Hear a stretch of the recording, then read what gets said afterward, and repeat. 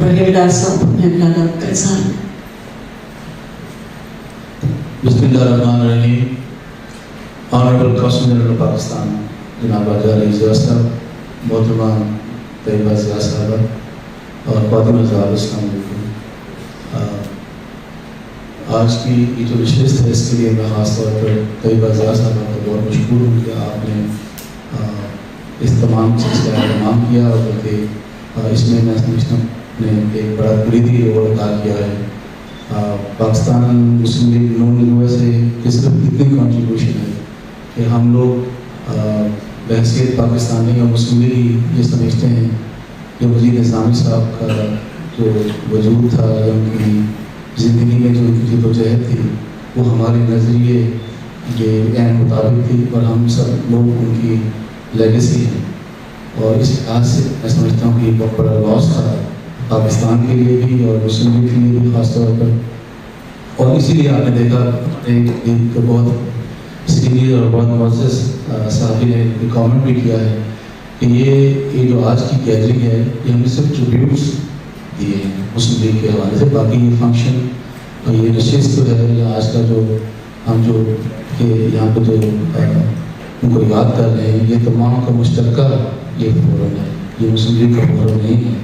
میں یہ وضاحت کرنا چاہتا ہوں صرف ٹریبیوٹس کے حوالے سے کہ ہم سمجھتے ہیں کہ نظامی صاحب کی ذات گرامی مسلم لیگ کی ایک عکاسی، آپ کی ذات میں ایک نظریہ تھا اور وہ نظریہ وہ ہے جو پاکستان کا خواب دیکھنے والوں نے آج سے برس کا برس پہلے دیکھا اور آج تک اس خواب کی تکمیل کے لیے جدوجہد جاری ہے۔ میں سمجھتا ہوں کہ نظامی صاحب کی جو ادبی اور ثقافتی اور سیاسی خدمات ہیں وہ پاکستان کے بننے سے لے کے پاکستان کی آج کی زندگی اور پاکستان کی تکمیل ان کے بقول ہونی ہے، اس میں وہ مشغلے رہ رہے ہیں۔ وزیر نظامی صاحب میرے میں کوئی حیثیت نہیں ہے کہ میں آپ کے بارے میں کچھ زیادہ روشنی ڈال سکوں۔ میں اتنا سمجھتا ہوں کہ جب سے میں نے وہ سنبھالی ہے ادارہ نمائند وقت کہ آپ نے جس طرح ادارہ نمائند کروائی ہے اور پاکستان میں جو صحافت کو جو آپ نے ایک رخ دیا ہے اس میں نظامی صاحب کا ایک اتنا بڑا کنٹریبیوشن ہے کہ پاکستان کی جو صحافت ہے اور جو ثقافت ہے آپ کی زندگی کے بغیر مکمل نہیں ہو سکتی۔ آج مجھے یہ بھی یاد ہے کہ جب 60 کی دہائیوں میں جو پاکستان کی جو صحافت ہے وہ کمرشلائز ہو رہی تھی تو نظامی صاحب نے اس وقت اپنے ادارے کے نظریات پہ قائم رہتے ہوئے اپنے ادارے کو کمرشلائز کرنے سے انکار کر دیا، اور ہم نے دیکھا کہ آپ نے جس طرح سے نظریہ پاکستان کی حفاظت کی اس کی وجہ سے میں ہوں کہ پاکستان کے آج نہ صرف نظریاتی بلکہ جغرافیائی حدود جو ہیں وہ قائم ہیں۔ نظامی صاحب کی جو کنٹریبیوشن پاکستان کے نظریے کے حوالے سے، پاکستان کی جغرافی حیثیت کے حوالے سے اور پاکستان کی جو یوتھ ہے جو آج ہم لوگ جو ایک جنریشن اگلی آئی پاکستان میں، ہم سب کی جو آبیاری کی نظریے کی وہ نظامی صاحب کی ذات سے منسلک ہے۔ مجھے اچھی طرح یاد ہے مسلم لیگ میں ہونے کے ناطے سے ہم ہمیشہ ان کی طرف ایک بزرگ کی طرح دیکھا ہے، اور مجھے اس بات کے بڑی خوشی محسوس ہوتی ہے کہ میرے قائد میاں محمد نواز شریف صاحب بھی ان کو اپنے قائد کی طرح دیکھتے تھے اور ان سے رہنمائی لیتے تھے، لیکن نظامی صاحب نے کبھی بھی زندگی میں سیاسی بنیاد پر کبھی لائن ڈرا نہیں کی۔ انہوں نے کبھی مسلم لیگ نون کو اپنی جماعت نہیں کہا بلکہ پاکستان مسلم لیگ کو اپنی جماعت کہا، اور انہوں نے پاکستان کے تمام صحافیوں کو تو اس کے کبھی تفریق نہیں کی کہ آپ نواب سے منسلک ہیں یا نہیں منسلک ہیں۔ میں سمجھتا ہوں کہ بڑے سارے صحافی آج جو بڑے بڑے اخباروں میں لوگوں کی پبلک اپیل کرتے ہیں، کالم لکھتے ہیں، انہوں نے بھی پہلے زندگی کے قلم نظامی صاحب کے ہاتھ سنبھالا، لیکن انہوں نے ہمیشہ ان کو ان کی رہنمائی کی، کبھی بھی تفریق نہیں کی کہ آپ نواب سے منسلک نہیں ہیں تو آپ سے بات تعلق نہیں ہے۔ میں ذاتی طور پہ بہت قلم نویسوں کو جانتا ہوں تو جو نواب وقت سے وابستہ نہ رہ سکے، نہ رہنے کی وجہ کمرشلائز ہونے کا ایک ماحول ہے، اور انہوں نے مادی دور میں مادیات کو سامنے رکھتے ہوئے ایسے فیصلے کیے کہ جو ان کے لیے تکلیف دہ تھے، لیکن نظامی صاحب نے کبھی ماتھے کے شکر نہیں لائے۔ آپ نے بڑے دل کے ساتھ ہمیشہ ہر ایک کو بات بھی گائڈ کیا اور ان کے ساتھ ویسے ہی مراسم رکھے جیسے ان کے مراسم کہہ رہے تھے۔ میں آپ کو ایک اور بات شیئر کرنا چاہتا ہوں آپ کے ساتھ کہ نظامی صاحب نے جو میرے ذاتی علم ہے کہ نظامی صاحب نے مسلم لیگ نون کی قائدین کے ساتھ ایک بہت بڑا جو میں سمجھتا ہوں کہ میں فرق تو نہیں کہتا لیکن ایک اختلاف کرتا، وہ اختلاف ہندوستان کے ساتھ معاملات استوار اور سیدھا کرنے کے حوالے سے۔ میں سمجھتا ہوں ان سے آپ اختلاف کر سکتے ہیں نظامی صاحب سے، لیکن ان کی خلوص محبت اور نظریے سے اختلاف نہیں کر سکتے۔ آپ نے جو اسٹانس رکھا پاکستان کے حوالے سے، تو نظامی صاحب نے ایک ایسے مضبوط نظریے کے بنا پہ رکھا ہے کہ میں سمجھتا ہوں کہ اس کے ہوتے ہوئے پاکستان میں کسی بھی حکمران کو، خاص طور پر مسلم لیگ سے ہو، خواہ وہ فوجی عامل رہا ہو یا آنے والے وقتوں میں کسی اور جماعت سے ہو، تو اتنے مضبوط اسٹانس کی موجودگی میں ہندوستان کے ساتھ میں سمجھتا ہوں صرف ایکویلٹی کی بنیاد پر طلبہ استعمال کر سکتا ہے۔ اور پاکستان میں ایک ایسی نسل انہوں نے پیدا کی ہے جو پاکستان کے ملک وطن ہونے کے حوالے سے یا پاکستان کی فورن پالیسی کے حوالے سے انہوں نے ایسے نظریے کی آگاہی کی ہے کہ آپ پاکستان اور ہندوستان سے ایکویلٹی کی بنیاد پر، اچھے تعلقات کی بنیاد پر ایک دوسرے کے قریب آ سکتے ہیں۔ اس میں چھوٹے اور بڑے ہمسائے ہونے کے حوالے سے طلبہ استوار نہیں ہو سکتے، اور اس تفریق نظامی صاحب نے رکھی ہے۔ میں سمجھتا ہوں پاکستان کی سالمیت کے لیے انتہائی ضروری ہے۔ اور میاں محمد نواز صاحب نے، میں خود چیز کا گواہ ہوں کہ آپ نے کہا کہ میں نظامی صاحب کی موجودگی میں آپ کو بڑی احتیاط سے بات کرنی چاہیے، کیونکہ آپ کے جو نظریات ہیں وہ ہمیں اس ساتھ چیز کی عکاسی دیتے ہیں کہ جب پاکستان بنا تھا تو بانی پاکستان اور پاکستان کے قائدین نے کس حوالے سے پاکستان کے نظریے کی بنیاد رکھی۔ اس میں ایک حوالہ دو قومی نظریے کا بھی ہے، لیکن بات لمبی ہوگی، میں معذرت چاہتا ہوں، لیکن میں سمجھتا ہوں کہ ایسا فورم ہے کہ اس میں بات کرنا بہت ضروری ہے۔ پاکستان کی جو ماضی وجود میں آنا، اس میں دو قومی نظریات کا ایک بنیادی اس میں ایک جدوجہد شامل تھی۔ اگر آپ دیکھتے ہیں ورنہ ہندوستان میں رہتے ہوئے مسلمانوں کو صدیوں سے رہ رہے تھے، تو میں سمجھتا ہوں کہ جب آپ دو قومی نظریے کی جو اساس تھی، جو بنیاد تھی، اگر آپ اس کو ایک طرف کرنے کے بعد آپ کسی اور بنیاد پر، جس میں چاہے وہ تجارتی تعلقات ہوں یا اس دنیا میں رہتے ہوئے یا اس یونائٹڈ نیشنز کی نئی تھیوری کے مطابق آپ پیریٹی ریلیشنز کے حوالے سے بات کریں، تو میں سمجھتا ہوں پاکستان کو نقصان ہوگا۔ پاکستان کی وجود، پاکستان کا وجود اور پاکستان کی زندگی کی پوری بنیاد جو ہے وہ تو قومی نظریے کے اوپر میں سمجھتا ہوں ہے اور رہے گی، اور اس کے بغیر ہم سروائیو نہیں کر سکتے۔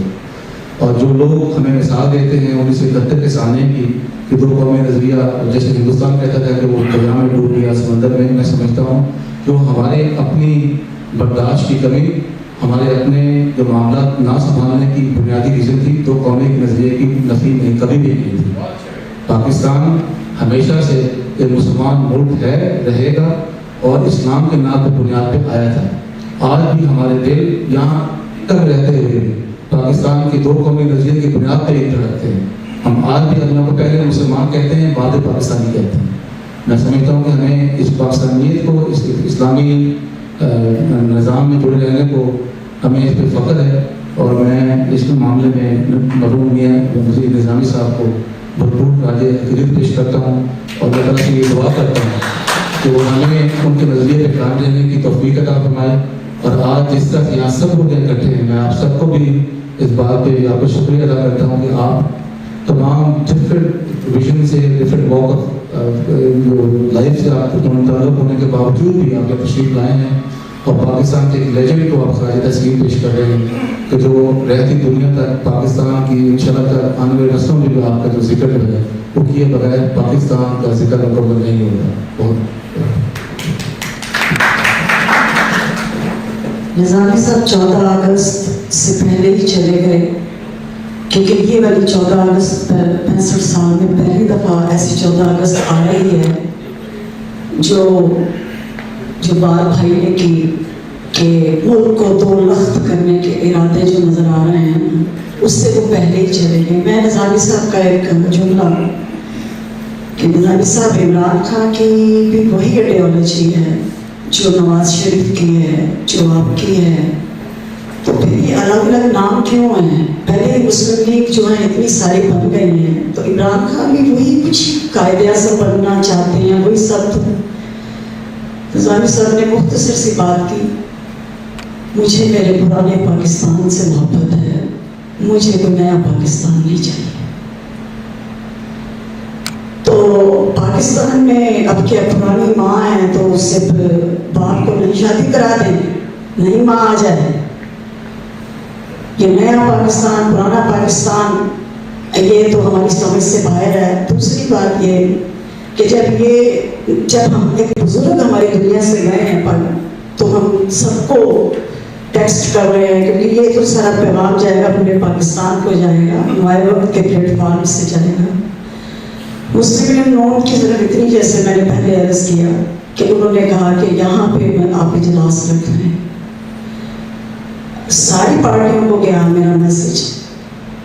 جب آپ ایک بزرگ کے لیے کہیں اکٹھے نہیں ہونا چاہتے تو کیا آپ ملک کو متحد کریں گے، اتحاد لائیں گے؟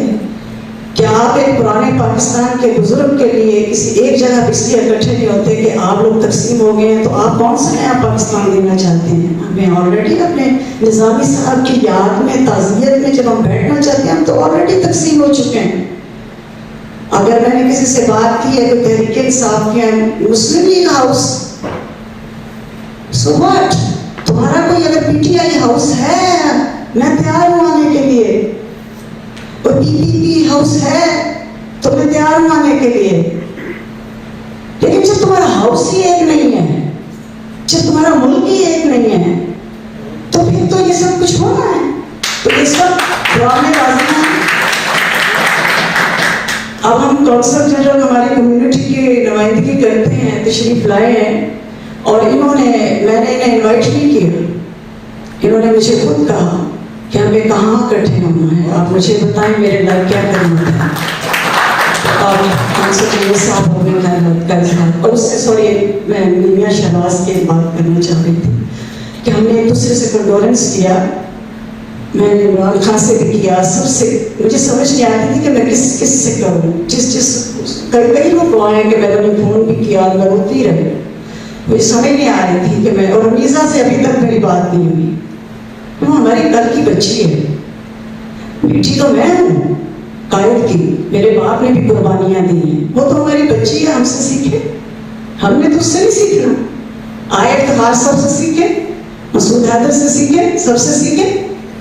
اور جو باپ نے آخری ملاقات جو میری مجید نظامی صاحب سے ہوئی تھی تو انہوں نے میرے سے کچھ ایسی باتیں راز و نیاز کی ہیں جس سے مجھے لگا تھا کہ شاید میری دوبارہ ملاقات نہ ہو، اور انہوں نے اپنی بیٹی کو بلایا، ہمیشہ بلاتے ہیں جب میں جاتی تو کہتے ہیں طیبہ سے نظریہ سیکھو،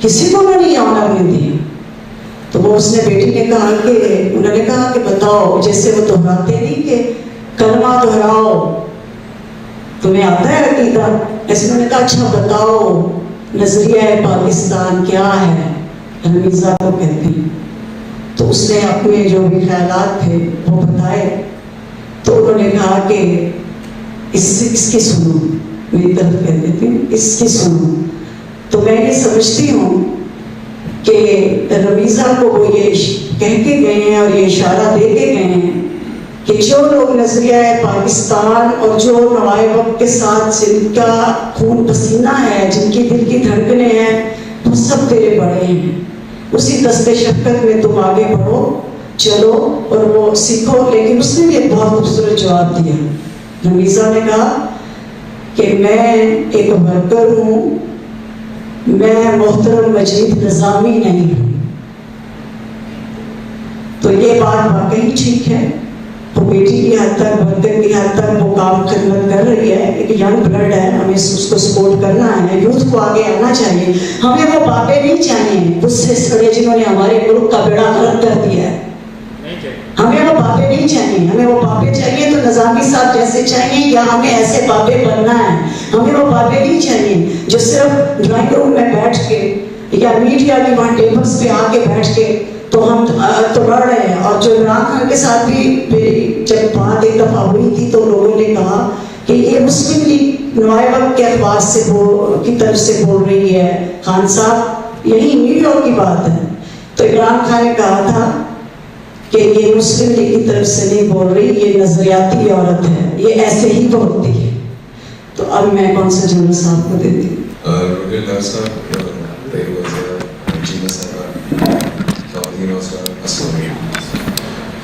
It's very difficult for me to express my feelings on this Saturday.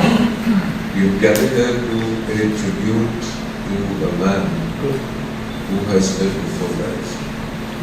A life that starts from journalism but perhaps precedes the very creation of Pakistan. His chapters cannot be counted on fingertips. If I were to speak on his life as a journalist, he started off as an icon in the field of media, and during his lifetime swiftly converted back to electronic. So it's a tremendous tribute to him. But then this is not all.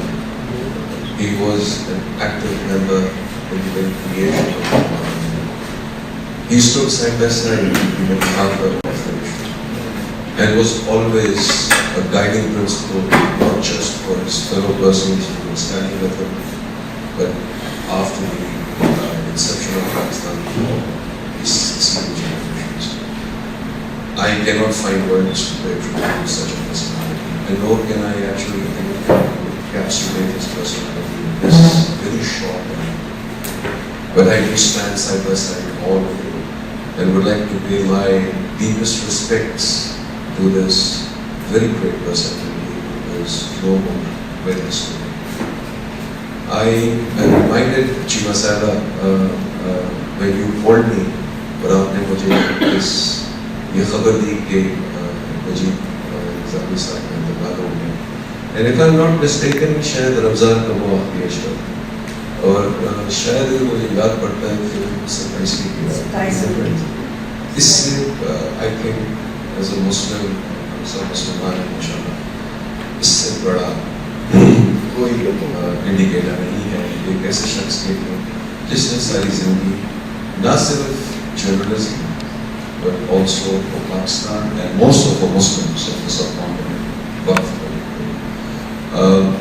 In my capacity as the Consul General of Pakistan, I would like to express my deepest condolences on behalf of the officials of the Consulate and on behalf of each one of you, and particularly to the family members of Najib Azami Sahab. May Allah the gracious grant and God so a place in the eternity. ہم دعا کی طرف آئیں گے اور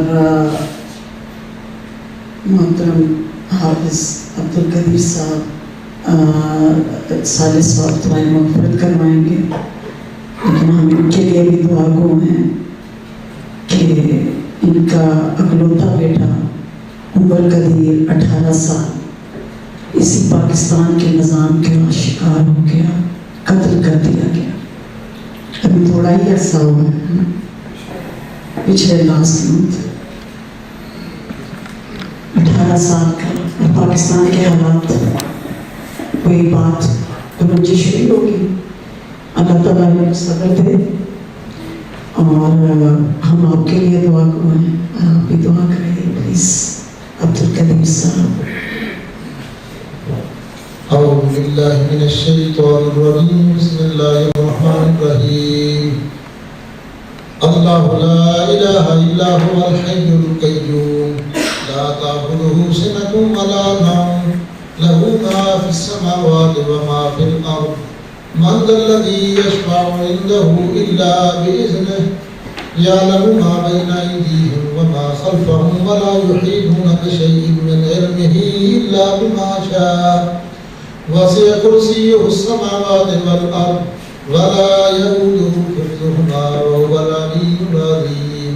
ماما حضرات ایک مرتبہ لمحی 3 مرتبہ کرسی پڑھ کے میرے دل کا بسم اللہ الرحمن الرحیم. الحمد للہ رب العالمین الرحمن الرحیم مالک یوم الدین ایاک نعبد وایاک نستعین اهدنا الصراط المستقیم غیر المغضوب علیہم ولا الضالین. بسم اللہ الرحمن الرحیم. قل هو الله احد لم يلد ولم يولد ولم يكن له كفوا احد. بسم الله الرحمن الرحيم. قل هو الله احد الله الصمد لم يلد ولم يولد ولم يكن له كفوا احد. بسم الله الرحمن الرحيم. قل هو الله احد الله الصمد لم يلد ولم يولد ولم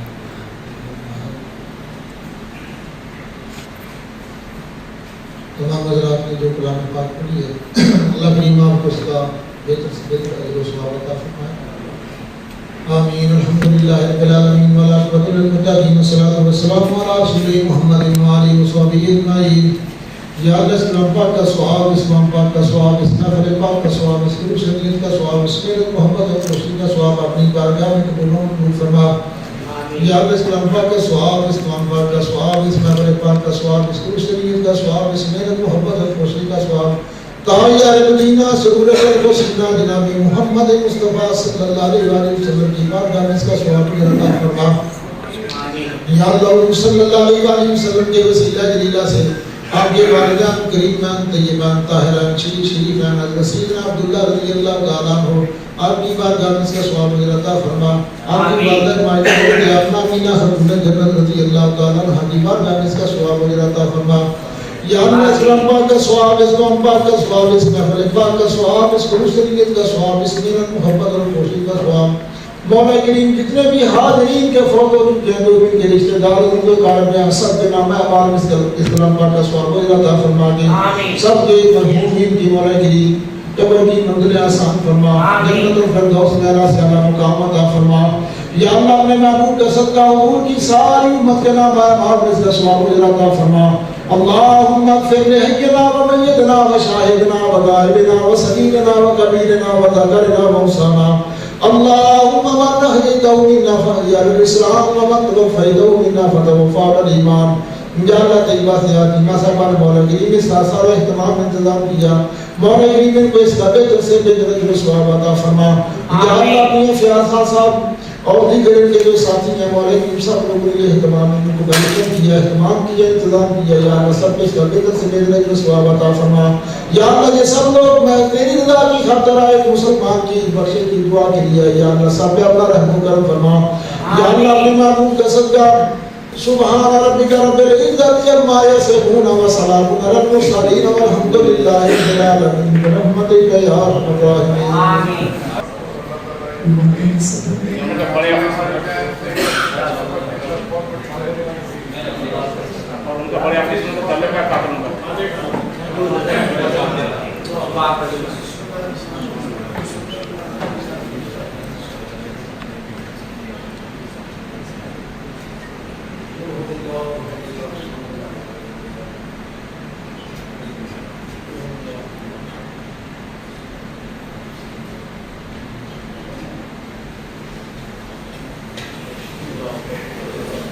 بہت شکریہ، جزاک اللہ. اللہ تعالیٰ سب کو ہر دکھ و تکلیف سے محفوظ رکھے. السلام علیکم و رحمۃ اللہ.